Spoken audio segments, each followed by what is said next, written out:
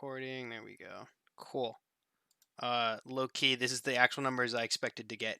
So this is actually nice that it's balancing out.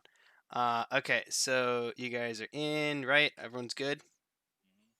Cool. Yep. Okay, so tonight's section is on tactics, and what all that entails. I have a special guest here with me to talk about some of that stuff too. It's gonna be a good old time. Quick recap of what we did last week was discussion on perception. I'm not gonna beat that horse dead any longer. I'm sure you guys remember what the gist of that was, and yada yada yada. Defining a win is going to be really relevant tonight, so I just want to touch on that real quick. Win is whatever you make it, right? You can change how that wants. Killing, you taking a bases is just arbitrary because the game rewards you for that. However, what you want to do is your win, right?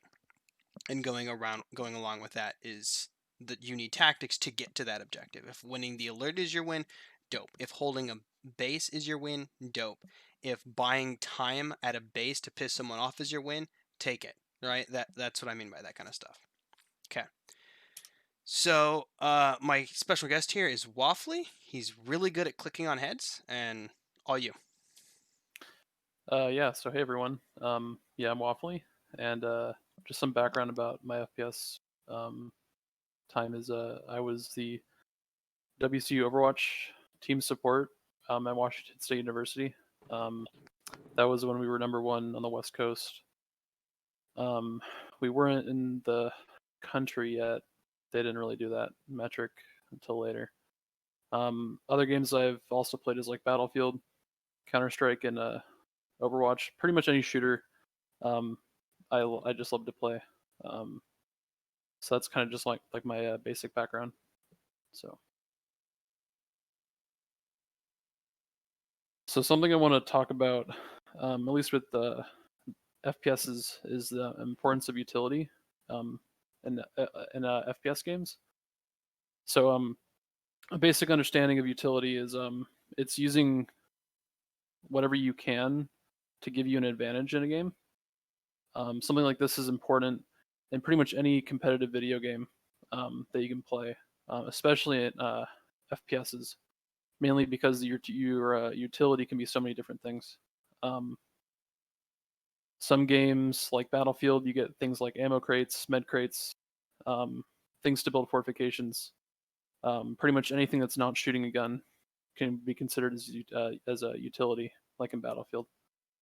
Games like Counter Strike, your utility is literally just all grenades. Pretty much smoke grenades are the most important grenade you can really have. That just provides you with an advantage that your opponent wouldn't have. And same thing on the other side too. Like they'll have the same utility that you have, which makes it really competitive. And specifically with Overwatch, the utility that your team has is pretty much the hero class that you're playing, and the abilities that your character can use. This is kind of ties more into PlanetSide too, because and Battlefield as well, because PlanetSide's a class-based game, so you have different classes. They all have their own abilities, their own tools and gadgets they can all use to make a better impact for your team, and kind of position your team into a more beneficial way. An important thing about utility, though, in these games is utility has to be used pretty smartly in order to succeed. Any schmuck can like throw a grenade or something, right, and use it whenever. But using a grenade or using a wall or building something, they have to be used correctly and smartly. Also, pretty much another benefit of having good utility is it buys you time, and time is a resource that you can't control. But with utility, you can really control the flow of a match, or in this case for PlanetSide 2, you can really control the outcome of a game, or just playing for that time. Being able to control how much time that you spend in an area, or how much time that you can hold a point or get to a point, is really beneficial. Say you gain like 30 seconds or something. 30 seconds for getting an objective is huge. That's a long time in an FPS game. So using things like anything for your kid in PlanetSide 2 is really beneficial. towards the objective of getting more time. So next slide, please. Thanks. So the way that utility relates directly in PlanetSide 2 is, again, it's all about time pretty much in PlanetSide. Everything is capture an objective, hold the objective for a certain amount of time, and then you take the territory. That's like the general idea of it. It's more complex than that, I know. But this also is applied to other video games that are competitive too. You're trying to control your variables, and using utility helps you to really control the variable of time. Some important abilities are things like walls, canopies, even just things like ammo to resupply, like medics or engineers, things like that. With just having ammo is really important. Turrets, and also the new thing with dampeners too, which is a really good ability. People should use a lot more. More defensively than offensively, but it depends on the situation too. But all these things essentially do buy you more time. Again, that being the most important thing in PlanetSide 2. Some things I have noticed, because I played this game for a while now, on and off. But some things that I do notice that people tend to not do are things like simply just pressing the Q button on your keyboard to spot people. That is one of the most important things you can do if you don't have anything at your disposal. Say you don't have it unlocked yet, or you just need to do something. 3D spotting in an FPS game lets everyone know where the person is on your minimap through walls. They you know where they are. It's such an important thing. I don't see many people doing it all the time. So that's another tactic that can be really useful. Things like motion sensors. Usually with squads, I see that you do have infiltrators, but I think at least having one for like a defense or even offense is something that is just so important. Just knowing how many enemies are there can benefit you can essentially gain better time by telling your team, hey, there's only like 3 guys on the point, we can just rush it. Instead of having to like peek it, waste time seeing if anyone's there. You're essentially saving yourself time. Or if there's a bunch of people there, then you know to hunker down and use your time more effectively.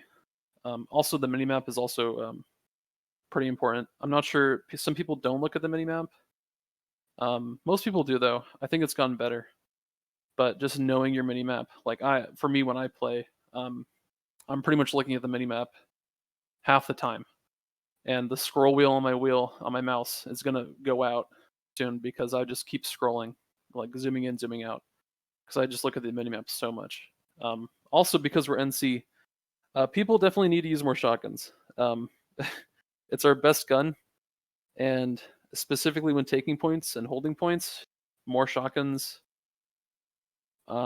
usually are better than just having everyone either play heavy or light assault or other classes that just have basic rifles or carbines or SMGs. Just having like a couple more shotguns doesn't hurt. Another point that I kind of wanted to make with utility is more medics usually don't win a game. This is more known in Overwatch early on when you could have more flexibility in choosing your team comp, but if you have an entire team of supports, you usually don't win the game. You need variance in your team comp, especially in your squad and in platoons. The idea that if we're all medics, we can also all heal each other, and as long as we're alive, we'll be fine. But the utility that other classes bring, specifically the engineer, is something that's really important and needs to be utilized more. Even just like the heavy assault. If you just want to kill people, play heavy assault. But instead of just having, say, 8 medics on a team and a couple other things, maybe just have more engineers that can do more things, and use your medics more like smartly, I guess I would call it that. So, and that's about it for what I have to say. Right on. Thank you, Mhm. Waffly. Real quick before going anything else, I wanted to just open the floor. I've built Q&A like I did last time. Do you guys have any questions on the utility conversation, or anything you want to bring up and discuss with Waffly here on the topic? We pretty well covered it, I think. Arch, I saw you unmute. You got something? No, I just unmuted in case I wanted to talk. I gotcha. Okay, cool. Dope. If you do have a question, Tom or Waffly's DMs are open here. He's an IRL friend. He's a great guy, and he's very willing to help you guys with that kind of stuff. So feel free to message him if you have questions on those kinds of things. Cool. So one thing I wanted to mention on the utility topic is terrain, which is super, super important. Arch, you saw that earlier today during we were running an alert earlier, and terrain was super valuable to us because it bought us a couple minutes on a base that ended up being a contributing factor to winning an alert earlier. So terrain is super important. It's a utility that amplify, reduce your strengths. That's generally what utilities do, though. But anything can be considered terrain that's on the map, right? Buildings, hills, mountains, open fields are all treated differently based on the environment. And what I want you guys to think about is try to be more creative with your tactics, right? If it's an open field, all right, this is shit, right? If it's hills on Amerish, what can you do with that? What is that giving you? What should you expect, right? Could you hide some infantry in those hills to ambush an armor column, right? Could you set up a small little just mobile base out there to use as staging ground for aircraft, right? Those kinds of things. If you get high vantage points, it gives you a lot of control. The most extreme example of this is when people set up outside of warp gates to do their warp gate zones that should just shoot down aircraft that fly out of the warp gate. That's an extreme example, but you can do that in a lot of locations on a lot of the maps. Not counting Esamir, because fuck Esamir. But on a lot of these maps, there is a lot of up and down. There are locations that you can take advantage of this kind of thing, setting up shop and providing those kinds of advantages and that kind of fire by utilizing the terrain properly. Cool. So now we're getting into actual tactical stuff. Now that we've got the baselines set out here. So for every job you're going to do, you need to answer what's the win, how you're going to get there, and the time question. You're going to go fast, right? Speed, got to go fast. We driving red cars in GTA or not tonight? If speed is not a pressing concern, it is better to take time to get initial, which is a term from the professional Gears of War scene. When you open up a map, because it's 5v5, initial is super important in that game. It's better to get your initial drop here, your initial move, in your favor, right? If you're dropping on a point, it is better to get the initial point or the initial push to wipe the enemy because you have the element of surprise than not. Because if you don't, you spent that time prepping for effectively nothing, and you are now down an advantage that you previously had. So you need to make it really clear with your squad, are you moving fast? Do you have time? Are we prepping maxes? Is it just get your fucking ass there and be a body? What is the expectation, right? And depending on what the mission is, what the job is, you want to focus on disruption or static, right? If you're attacking, you want disruption. Defenses, you want more static things. So with that, I wanted to kind of open this up here. Let's just throw out some ideas that you guys have of just some like tactics and whatever the word means to you. Just throw some shit out. Grouping. I'm sorry? Grouping together. Cool. Yep, grouping. Good. Skyguard aerial denial. He says as he did that earlier today. Oh yeah. Yeah. How do you even spell aerial? Note to everyone, if you see a Skyguard who's completely decimating your air-to-ground force, send out some harassers to take them out and don't wait 10 minutes. Deal with it, yeah. Okay. What else do we got?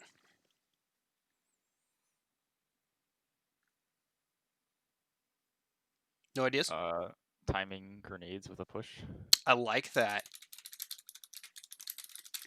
That's good. That's really good. It's really good. Cool. Okay. That's fine. We can keep going. Present. All right. So that's good. So aggressive play. I've kind of broken this into 3. These are the ones I could think of off the top of my head when making this. There might be more. But in my experience, this breaks down into 3 kind of play styles, right? Sunny demo, armor demo, and point clear, right? And point clear can be mixed with building clear too. If you're trying to take a building during a base or something like that. Sunny demo is exactly what it sounds like. You need to blow up the spawns, right? Just like Money Pants usually says, go blow up the spawns first. How you doing it? You hiking it? You want medics with nanoweave. You don't need 3 res grenades when you're hiking it out there, right? You need to survive. You want that nanoweave, that kind of stuff. You want mobility and utility that is aggressive. You want the mobility. You want disruption. Light assaults and infiltrators are great at disruption. They provide a lot of utility with beacons, shows you where the enemy's at, right? So you don't get ambushed when you're walking past a hill or something. They can provide smoke. Light assaults can provide smoke. It's just super, super useful in that capacity. And they can move quickly and get higher up vantage points to cause some chaos. You airdropping? You don't need that kind of mobility shit. You're dropping directly on top of the Sunderer. Just bring explosives. Blow the thing up, right? Not complicated. Armor job. Multiple ways you can go about this. You can match with armor, which is what money likes to do, right? You can use some ambush tactics, that kind of thing, or air power if your troops are competent enough to use planes effectively, right? A good example of like the ways you can approach this is when we heard there were 4 colossi on a Friday night, I think it was. We heard there were 4 colossi, right? My initial thought was, all right, we're pulling galaxies, we're loading AT mines and that kind of stuff into galaxies, and we're dropping on the thing. While Money's response was, all right, I want an armor column, and we're going to hunt those things down, right? Instantly different ways of approaching the exact same problem, and both can be incredibly effective if used properly. So yeah, if your goal is to hold enemy armor, you can hide some infantry in a hill, and you can just pin an armor column down. No issues in the world, right? We've all been in a situation where that vanguard in front of us doesn't fucking move and sits there forever, and we want him to move, but he doesn't. You force that on the enemy faction, right? A little bit less effective against mag riders, but it's fine. You can do hit and runs with aircraft, right? This is what liberators usually like to do, that kind of thing. And then for point clear, disruption, lots of grenades, right? Timing grenades is really good. Smokes, that kind of thing. Maxes, because maxes ultimately are a distraction, because the enemy has to react to them differently than they react to a regular player. A regular player, the goal is to headshot them. A max, you don't get that luxury, right? It's going to eat a lot of rounds, so the enemy team has to play around that. This can be a rush, or you can whittle them down depending on how your spawn situation is, right? If you've got 3 minutes on the clock, you don't need to rush the point, right? You can whittle them down if somebody don't spawns, and if they do, then you need to rush, because whittling down will never work because they have a router in there. So, some aggressive tactics. Light Assault Swarm. This is a really useful one. Switch out most people to Light Assault. This is quickly getting to and clearing an objective, right? Money Pants used this on Friday, if I remember right, at one of the Amrish bases. Very, very easy. The point is to get in there and break it up. The goal is to not stay there. That's an important part of this one, right? You're not trying to hold the point. You're trying to clear it so blueberries can get there. Smokes, you got a couple medics, some NGs, rest, compass, whatever you're feeling. If you want some maxes, sure. You don't, that's fine. Night vision scopes and smokes. Night vision gives you the ability to look through smoke grenades, and it lights all the enemies up for you. Allies too, so you got to be worried about that, or be on top of that. But you have vision, and the enemy team doesn't. That is super useful, right? And I've seen a lot of Terran outfits recently toss smokes before they go into a point. Even none of their guys are even wearing night vision, but they still toss smokes because it's so useful to get to the building and cause some chaos and disruption. And then max crash. I don't need to talk about that. With a max crash, you really want to be heavy on maxes. The idea is not to sustain your maxes. The idea is to clear the room, right? So the more maxes you have, the higher health pool overall you have, the better you're going to be. Defensive play. This I broke into open area and building defense, right? So in this situation, you don't want disruption. Disruption's bad, right? You want utility. You want static. This is walls, turrets, AoE buffs like the ordnance reduction, these kind of things. The shield regen thing that medics put down, that kind of stuff that gives you AoE ability to stay in the point longer while you're being sieged on. Maxes are really good at this, obviously, right? We've all ran into Terran maxes doing this kind of thing, mounted up with the chain miniguns. It's annoying as hell. Our maxes are also really good at doing that kind of thing. And with this, paying attention to fire angles is really important. Not peeking, right? Making sure the enemy does not have a line on you as much as possible in through the doors. But when they enter, they will get lit up, right? That kind of stuff's really important. And then open area defense, you want vantage points, and you want to create strong and weak areas. And what I mean by that is if there's a hill, if it's a hilly area, you want to designate this hill is a strong point and the area below it is a weak point, right? And so on and so forth. And you want to spread those kind of out so you can get different crossfires. You don't want to stack everything in one location, and you don't want to spread it out evenly. You want different sections that are stronger and different sections that are weaker when your guys aren't there. So some possible defensive tactics, point hold comp. This is something I've been theory crafting. Just standard comp, 3 to 4 medics, 2 to 3 NGs, 2 to 3 maxes, and infi, and the rest heavies, right? Running baby gates. You make triangles out of the baby gates in a doorway. That means the enemy has to hop over 2 walls to get into the actual building.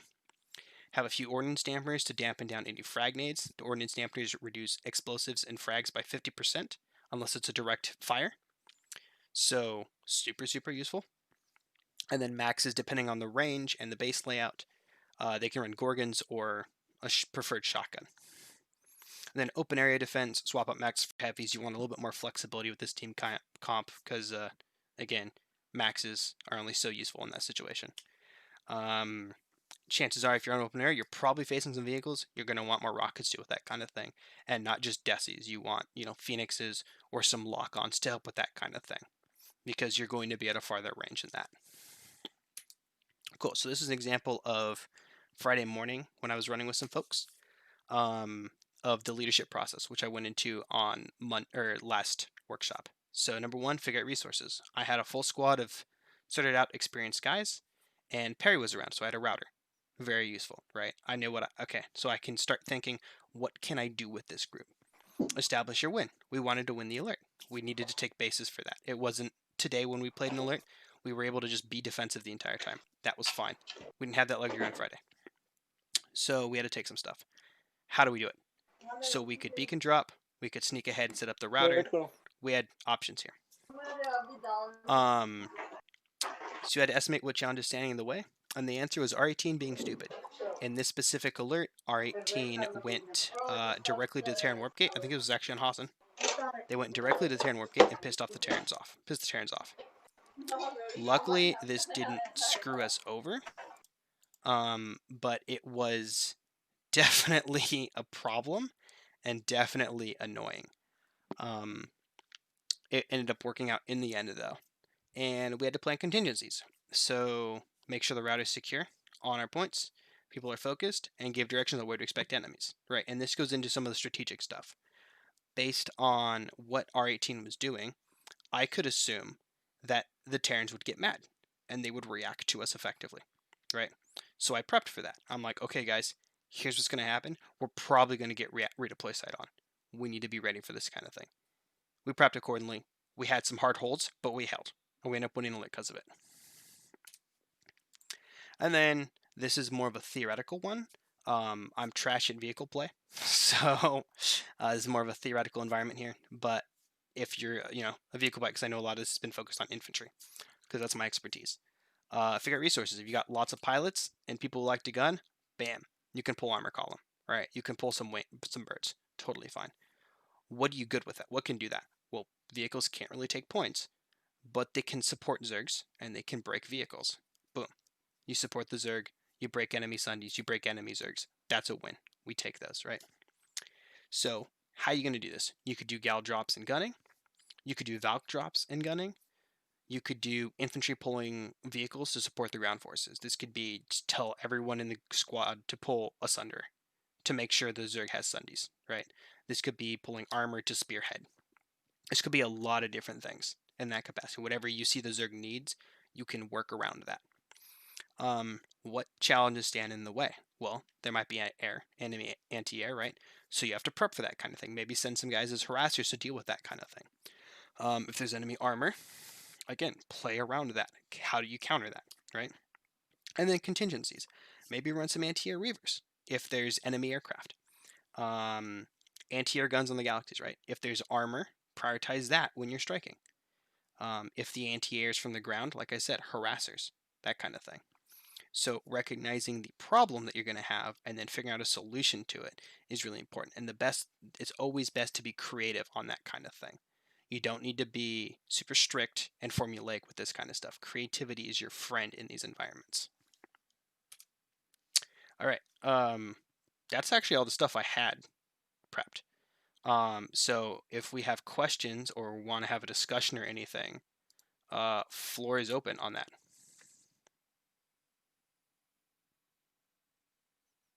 If not, we can call it. Could you like recap what everything you said? I literally just came. Yeah, you're good. You're good. And I'm posting a video of this too. So Okay, nice. we started out with a talk on utility by Waffly here, who's really, really good at FPSs and clicking on heads. Played on on a college Overwatch team when it was the best on the West Coast. Thousands of hours in FPS and stuff. Talked about the purpose of utility for infantry. A lot of this is infantry focused. Utility, engineers, light assaults, sensor darts, those kinds of things, and how important they are. And then we transitioned it into a quick touch on terrain and how important terrain is to execute the tactics you want to do. And then from there we went to, let me go back, XD. We went into tactics, so all jobs, what's the situation, what's the win, how are you going to get there to get the win, and do you need to go fast, and how you should change your play depending on what those parameters are. If you're playing aggressive, you want to be more disruptive with your tactics. Smoke grenades, explosives, light assaults, infiltrators, maxes, those kinds of things, right? Pushing maxes, a lot of pushing maxes, and then just some quick possible compositions here or play styles to use for that. Defensive play, I broke it into point defense and open area and how those kind of operate. And then defensive tactics, point hold comps, and open area defense. Open area needs to be more flexible. Point and hold can be pretty heavy on the meat shields and maxes and that kind of thing. And then I went over one thing I did Friday morning. And then I went over a theoretical on vehicles. Was there anything in that specific? This is a video, so I'm just gonna reference you to that because I don't want to burn other people's more time. Is there anything specific you want to touch on out of everything I just listed, though? Because we are in just Q&A session now. Not really. Might come up in like a few minutes. But... What was that last part? I might think of something in like a few minutes, but that's only it. Okay, I gotcha. Yeah, cool. That's actually all I had planned. So if no one has any questions, I'm just gonna stop recording.